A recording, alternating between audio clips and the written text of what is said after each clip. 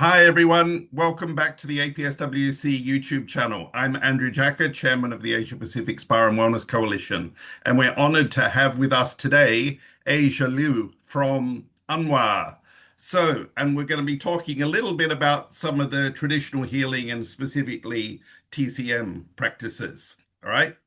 Um, Ancient healing traditions spanning thousands of years are intersecting with modern scientific approach and technological innovation in an industry that is valued in the multiple billions of US dollars. The Global Wellness Institute has valued Asia Pacific's wellness economy at more than 1.9 billion dollars. Sorry, $1.9 trillion in 2025, only just behind the USA's $2 trillion wellness economy. Today, we would like to explore this a little bit further with Asia from UNWA Wellness in Bangkok. UNWA seeks to promote a better way to find balance in today's fast-paced world through non-invasive treatments and natural healing techniques rooted in the ancient heart of traditional Chinese medicine, TCM, empowering people with the necessary tools to achieve balance, let vital energy flow, and thrive in the modern world as a leading complementary health service provider with global aspirations. All the links in the description below. All right. So Asia is a driving force behind UNWA. So do you think that the wellness industry has got it right in terms of promoting or protecting traditional healing practices? Or have we focused on the marketability of traditional healing practices without actually understanding them?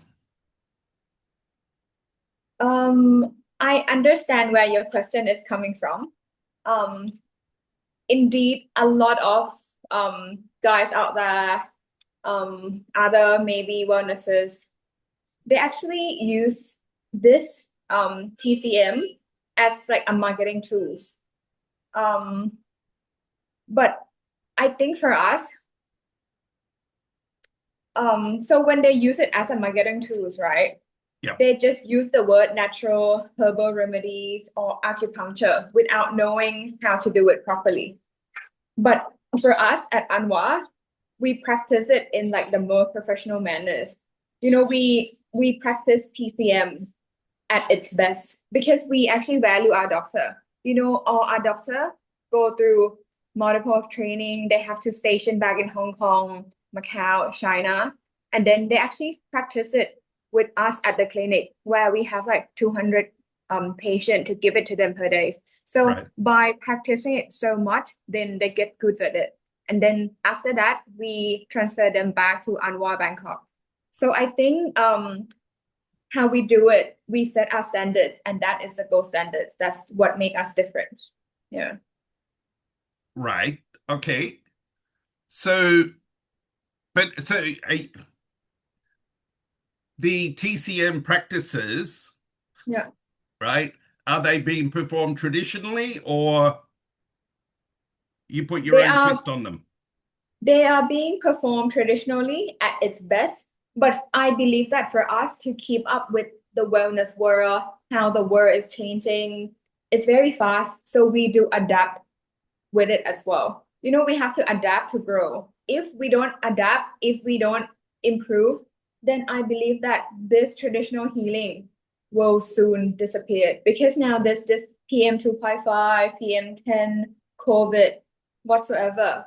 So the flu, everything keep evolving. So we have to adapt together with it as well. So we we believe in all sorts of healings.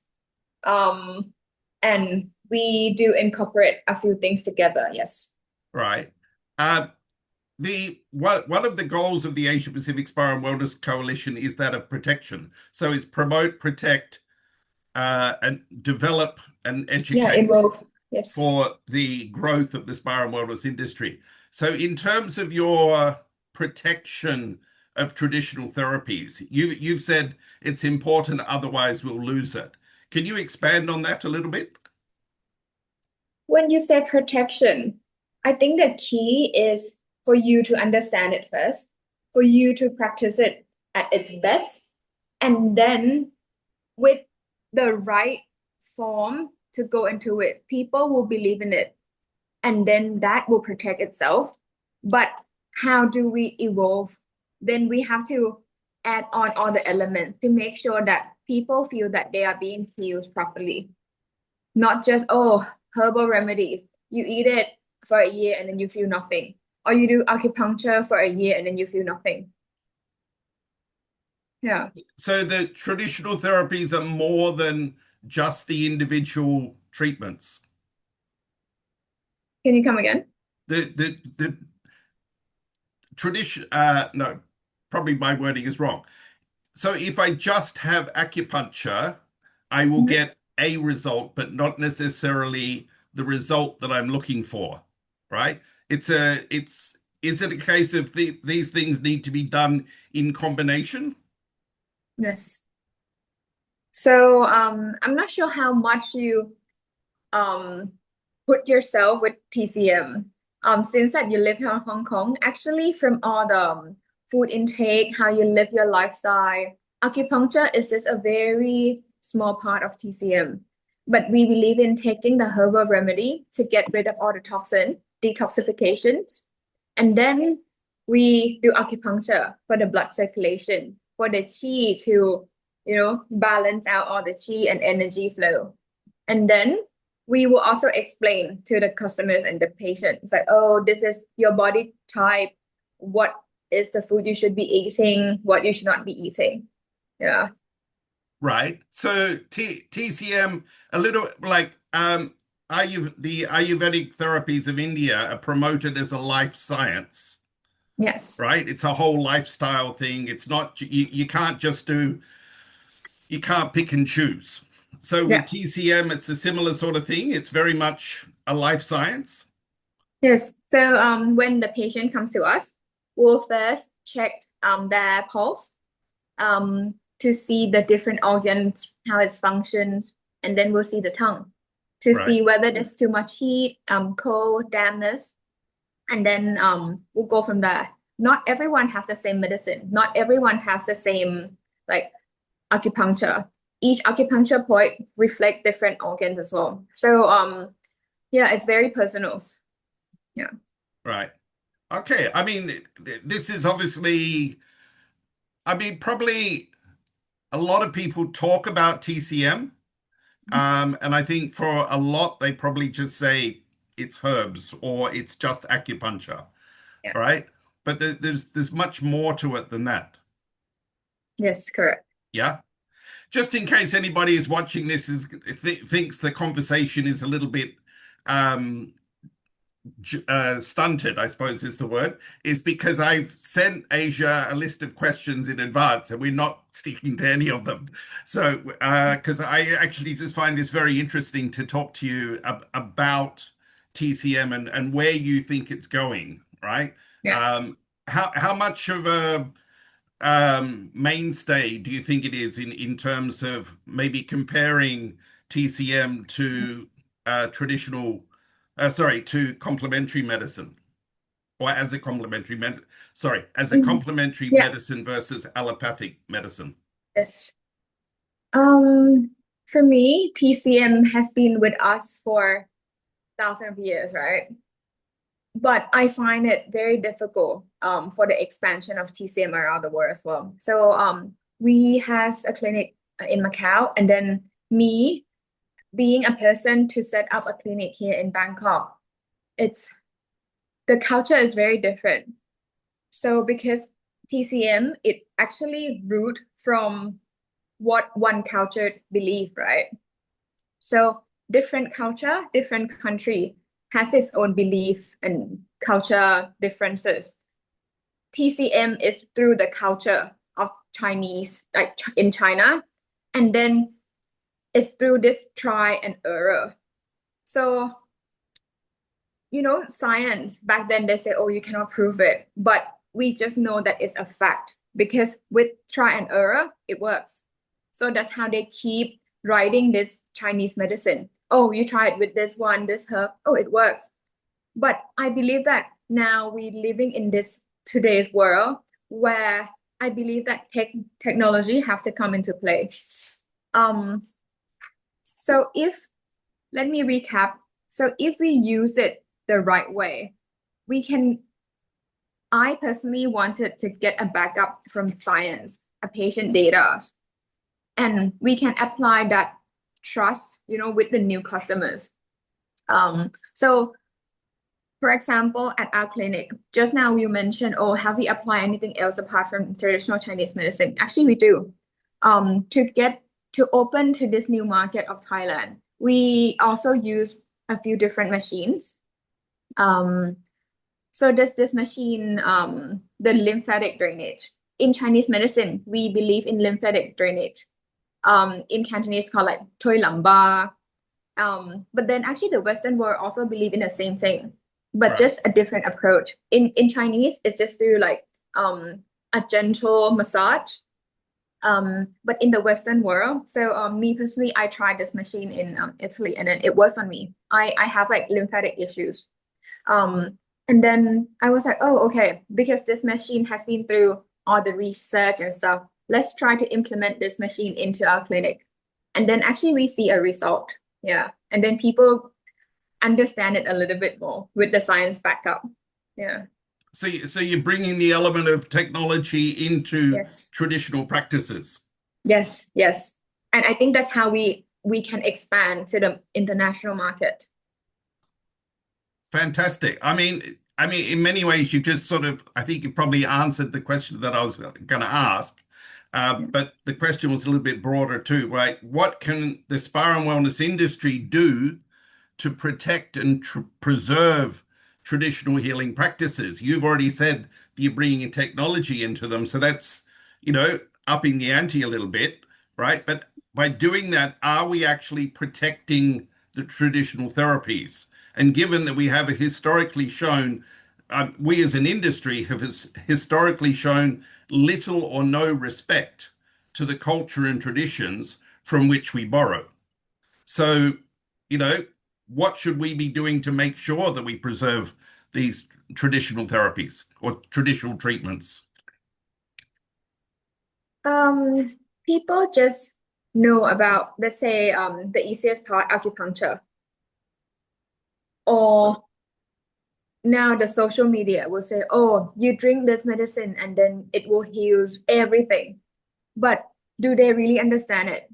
So for us, we don't only treat patient, we explain it. We explain the reason behind why we do this to you. Because if it's just being used on the internet, oh, if you headache, you're supposed to do acupuncture here, and everyone just do it without the understanding, I'm sure we wouldn't protect it.